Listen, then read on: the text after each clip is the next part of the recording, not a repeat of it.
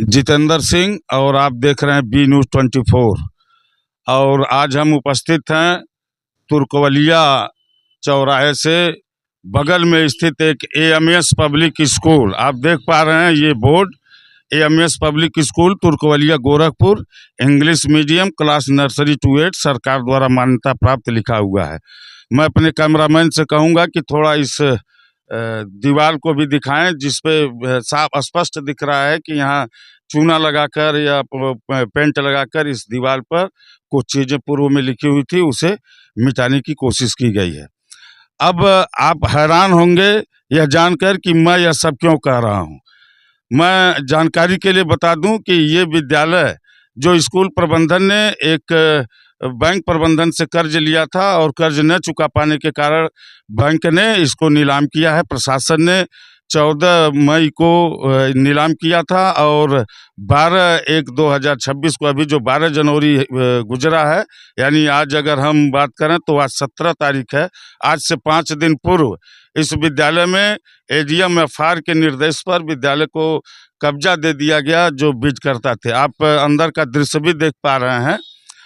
और ये खबर इसलिए भी महत्वपूर्ण है कि आप देख पा रहे हैं कि बच्चे स्कूल की शिक्षा ग्रहण करने के लिए कुछ इधर जा रहे हैं, कुछ आगे जा रहे हैं। और हम विद्यालय के अंदर प्रवेश कर रहे हैं और अपने कैमरामैन से कहूँगा कि देखें, यहाँ स्कूल प्रबंधन के कुछ लोग हैं। अभी विद्यालय में रंगाई पुताई का काम चल रहा है। और ये खबर आप देख रहे हैं बी न्यूज़ 24, जो तुर्कवलिया चौराहे के पास एएमएस पब्लिक स्कूल है। मैं बात करूंगा जो बीज के द्वारा जिनको ये संपत्ति मिली थी। मैं बी न्यूज़ 24 से। आपका शुभ नाम? मैं नवनीत यादव, मैं यहीं से तुर्कवलिया से ही हूँ।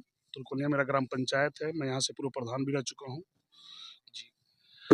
ये विद्यालय 12 जनवरी को, जैसा कि मैं कैमरामैन से कहूँगा कि ये पत्र देखें, जब 12/1/2026 को ये अपर जिलाधिकारी वित्त एवं राजस्व महोदय गोरखपुर के द्वारा इसको रिसीविंग दिया गया। ये विद्यालय बीज के द्वारा आपको प्राप्त हुआ, कब प्राप्त हुआ था आपको? जी, ये 5वें महीना में 2025 में मई में ये हमको 14 तारीख को बीड हुई थी। उसमें बीड में हमको ऑक्शन हुआ था, लगभग 250 लोग भाग लिए थे, लेकिन हमारा ऑनलाइन नीलामी में मेरा निकला था। तो ये विद्यालय चूँकि संचालित विद्यालय था और जो सूचना प्राप्त हुई है, 600 बच्चे लगभग इसमें नामांकित थे और पठन पाठन का कार्य कर रहे थे। तो अभी जो ये कब्जा आपको प्राप्त हुआ, चूँकि बैंक प्रबंधन और स्कूल प्रबंधन के बीच कर्ज वसूली को लेके जो बातें थी, नीलाम किया गया कर्ज न चुका पाने के कारण। तो बच्चों के भविष्य को लेके क्या कोई वैकल्पिक व्यवस्था बनाई गई है? जी, सबसे पहले तो मैं बताना चाहूँगा कि अभी इस मामले में हम नए हैं, विद्यालय के मामले में नए हैं, लेकिन हमारी एक संस्था और भी चलती है, अध्याय इंस्टीट्यूट करके सहजनवा में, जहाँ 6 to 12 के बच्चों को आईआईटी नीट जेईई फाउंडेशन की तैयारी कराई जाती है। और वहाँ की एक बहुत अच्छी हमारी टीचरों की टीम है। सबसे पहले तो ये हुआ कि जो 600 बच्चों की चुनौती आई, उसमें बीच में डीएम साहब के परमिशन से ठंडी की छुट्टी थी, जिस टाइम चुनौती ये है, मेरा सवाल ये है कि चूँकि विद्यालय तो नीलाम हुआ नहीं, यहाँ नीलामी में आपको भूमि और कंस्ट्रक्शन मिला, और अभी जो बच्चे शिक्षा ग्रहण कर रहे हैं उनके सर्टिफिकेट, उनके प्रमाण पत्र चूँकि संस्था रजिस्टर्ड नहीं है, तो अभी केवल एक औपचारिक रूप से, मैं कहूँ तो एक वैकल्पिक रूप से आप केवल कुछ अस्थायी तौर पे शिक्षकों को बुला के और जो बच्चे यहाँ पढ़ना चाह रहे हैं उनको शिक्षा दे रहे हैं। और शिक्षा जरूरी भी है, लेकिन उस दिशा में अभी आप कुछ पहल नहीं कर पाएंगे, चूँकि संस्था रजिस्टर्ड कराना, मान्यता प्राप्त करना एक लंबी प्रक्रिया है।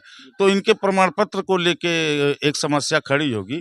तो वो प्रमाण पत्र कहाँ से जारी होगा? इसको लेकर क्या प्रशासन से कोई बातचीत हुई है? नहीं, अभी तो हमसे इस टाइप पे बात नहीं हो पाई है, क्योंकि अभी मैं संख्या देख रहा हूँ कि कितने बच्चों की आ रही है संख्या, चूँकि इन बच्चों का आधार कार्ड वगैरह से रजिस्ट्रेशन उन्हीं के पास हुआ होगा।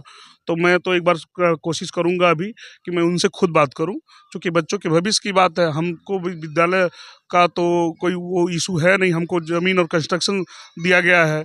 तो मैं तो अभी जो बच्चे आ रहे हैं एक बार बच्चों की लिस्ट लेकर के मैं उनसे मिलूंगा, जिनका विद्यालय ऑलरेडी पहले से चल रहा तो उनसे मिलूंगा कि भाई ये बच्चे हैं, अगर मेरे पास आ रहे आपके पास नहीं जाना चाह रहे फिर भी मैं आपको इन बच्चों को आपको सौंप रहा हूँ और ऑलरेडी आपके पास शिक्षा ले रहे थे। तो अब अगर जैसा कुछ उनका दिशा निर्देश आता है, एक्सेप्ट करते हैं क्या नहीं करते हैं, उसके बाद फिर मैं शासन प्रशासन से मिलूंगा कि सर इसका विकल्प मेरे पास क्या है, आप आदेश कीजिए कैसे मैं इसको संचालित करूं, कैसे आगे क्या करूं। तो ये रहे जिनके पक्ष में ये नीलामी प्रक्रिया पूरी हुई और 14 मई को आपके अनुसार 14 मई को बिड हुआ था जिसपे इनके पक्ष में ये भूमि और संपत्ति आवंटित हुई थी और ये AMS पब्लिक स्कूल का ग्राउंड है।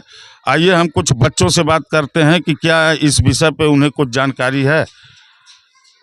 और ये विद्यालय के कमरे हैं और अभी विद्यालय को फिर से बनाया जा रहा है। क्या नाम है? शिवानी यादव। शिवानी यादव। इस स्कूल में पहले से अध्ययनरत थी, पहले से पढ़ाई कर रही हो? Yes sir. अभी जो है कि कुछ हुआ है विद्यालय में?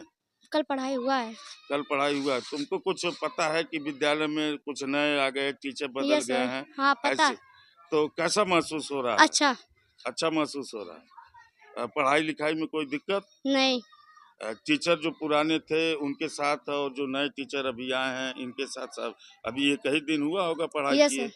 तो समझ में आ रही है बात? Yes sir. तो ये एक बच्ची है जिससे अभी बात हुई है। इनको पता है कि विद्यालय में शिक्षक बदल गए हैं। ये विद्यालय के कमरों की स्थिति है और आप देख पा रहे हैं कि ये बच्चे हैं। मैं अंतिम में आपको ये महत्वपूर्ण बात समाज के लिए भी, क्षेत्र के लिए भी, प्रशासन के लिए भी कि विद्यालय जैसे संस्थान को नीलाम करने से पूर्व एक अस्थायी और वैकल्पिक व्यवस्था होनी चाहिए थी, क्योंकि 600 बच्चों के भविष्य का खतरा है और संकट मंडरा रहा है। अभी संस्था रजिस्टर्ड नहीं है, इनके प्रमाण पत्र को लेकर अभी स्थितियां स्पष्ट नहीं है और कुछ बच्चे यहाँ पढ़ रहे हैं, कुछ बच्चे जानकारी के अनुसार दूसरे विद्यालय में हैं।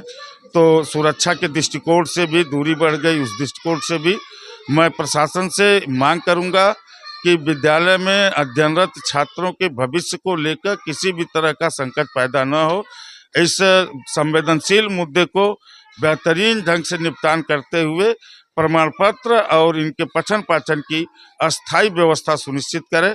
बाकी आप सब अवगत हैं कि ये स्थितियां AMS पब्लिक स्कूल तुर्कवलिया में है। कुछ स्थानीय नागरिक हैं, आइए हम उनसे बात करते हैं कि इस विद्यालय प्रकरण पे जहां 600 बच्चों का भविष्य है उसको किस नज़र से देखते हैं। चाचा आपको पता है कि आपका नाम क्या है? शाह मोहम्मद। यहाँ एक विद्यालय है और उसको नीलाम कर दिया गया जिसमें 600 बच्चे शिक्षा ग्रहण कर रहे थे। इसको आप किस रूप में देखते हैं? मान लीजिए बच्चे का तो भविष्य खराब हो गया बाबू, ऐसी बात थोड़ी है। अब नीलाम सरकार अपना जो था वो किया लिया, क्या हम उसके बारे में हम लोग बताएं। नहीं, आप ये मानते हैं कि नीलामी करने से पूर्व सरकार को या प्रशासन को उन 600 बच्चों के भविष्य को देखना चाहिए था और बगैर कोई व्यवस्था बनाए विद्यालय को नीलाम किया जाना, क्या यह संवेदनशील है कि नहीं है? नहीं, एकदम टोटल नहीं है। नीलाम कर देना चाहिए था कि व्यवस्था बनाने के बाद बनाने के बाद करना चाहिए था। व्यवस्था पहले बनाने के बाद होता है। ठीक। और आइए कुछ युवा हैं उनसे भी बात करते हैं।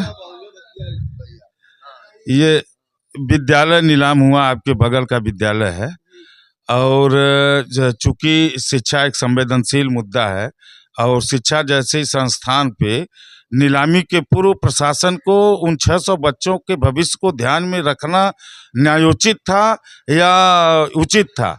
कर्ज वसूली और स्कूल प्रबंधन के बीच में उन 600 बच्चों का जो भविष्य है वो संकट में हुआ। प्रशासन को क्या उचित तैयारी के बाद ही यह कार्रवाई करनी चाहिए थी कि इतनी कड़ी कार्रवाई? प्रशासन तो उचित कार्रवाई किया है। मान लीजिए जो मालिक है, जो पैसा लिया है, उनको सोचना चाहिए था ना 600 बच्चों के बारे में। फीस तो वो ले रहे हैं, अब कहाँ से ले रहे हैं, कैसा कर्ज लिए, हो तो जो लिए हैं वही जानेंगे।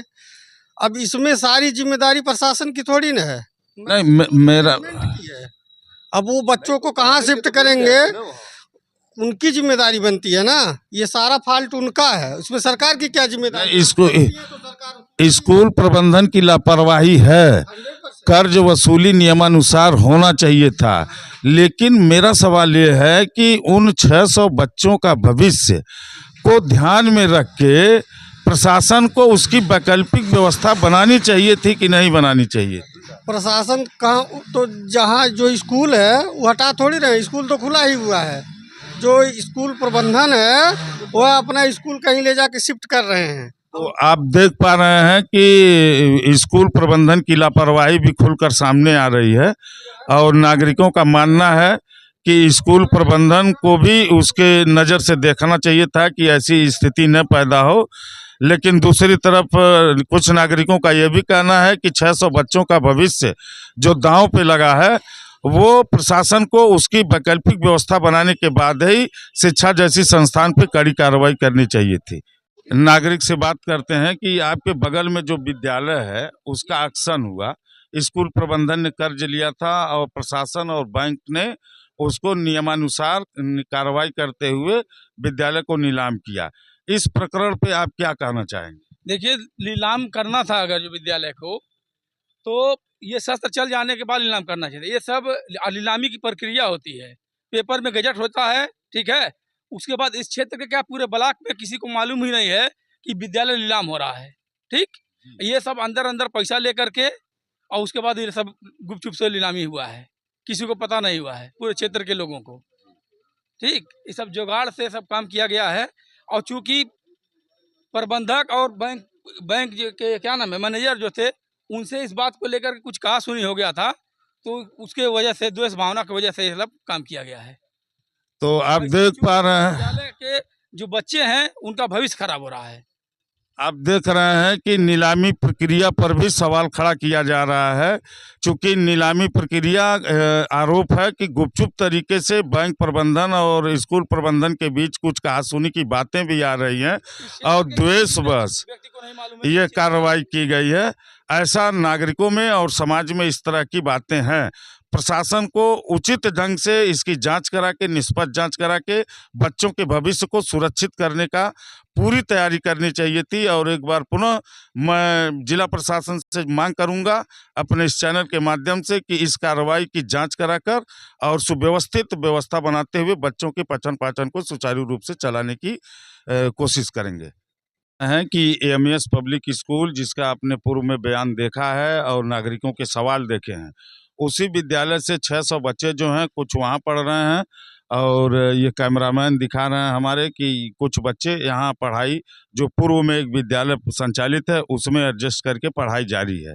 और स्कूल प्रबंधन से मिलने का प्रयास किया गया है। स्कूल प्रबंधन अभी कानूनी लड़ाई में व्यस्त है, इसलिए उनका पक्ष सामने नहीं आ पाया है।